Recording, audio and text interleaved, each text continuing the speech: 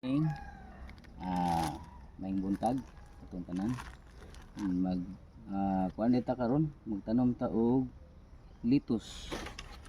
So muni ang atong mga gamit is natay 1 kilo of vermicast 1 kilo nya ato nang i-mix diri nya 1 kilo pod og sterilized coco peat. So muna siya 1:1 ito na i-mix i-mix lang yun na siya og maayo tungtod nga mag sakto na gyud siya sa pagka-mix. Ang sunod ani kana okay na siya, ato siyang ibalhin sa seedling tree. Imo lang nang yana tungkol nga masudlan na siya tanan.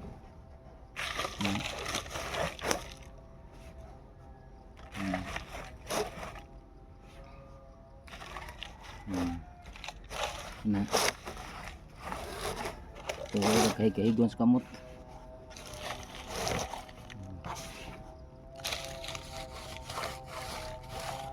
Ano even ang iyang pagkasulod. Then na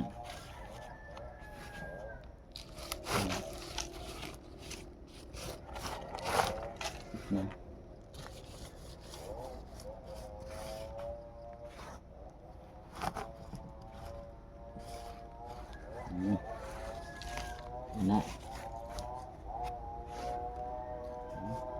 ang sunod nga step, magbutang na ta sa lettuce seed. Kani atong lettuce nga seedling coated ni siya, gikuha na ni siya sa Invicta Vitavia lettuce. So pelletized ni siya nga klase nga lettuce seed. So mo ni siya guys, i-order na ko ni sa kuan TikTok. So ang pagtanom magsugod ta dinhi. So imo ra nang butang lungag diha gamay, imo ra ibutang, di na kinahanglan tabunan. Then imo ra pang lungag-lungagan, gamiton nimo ang kining barbecue stick ana. Then imo siyang ibutang ya diha.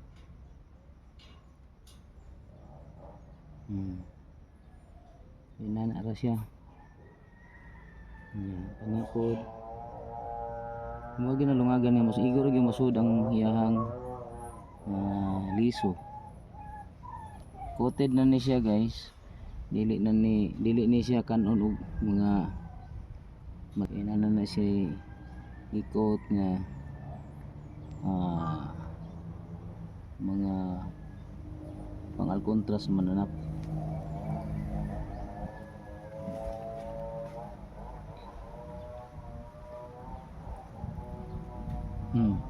O butang sa mga kaning seeds, no, nagsunat na sa mga seeds. Karon ato ni siyang bubuan, pero dili kinahanglan nga ang atong ibubu is dili kinahanglan kabo kundi spray. So sprayhan na nimo, kinahanglan bas-on gyud, basa jud kay siya. Karon kinahanglan mo gini siya nga pirming na ay moist. Karon mo dali ra siya mo germinate. Nana siya.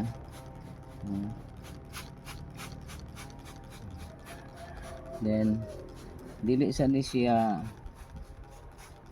after ani ibutang ni siya sa lugar nga di pa mainitan until such time nga na siya sprout. Once na siya sprout, painitan na ni siya about 8 to 12 hours.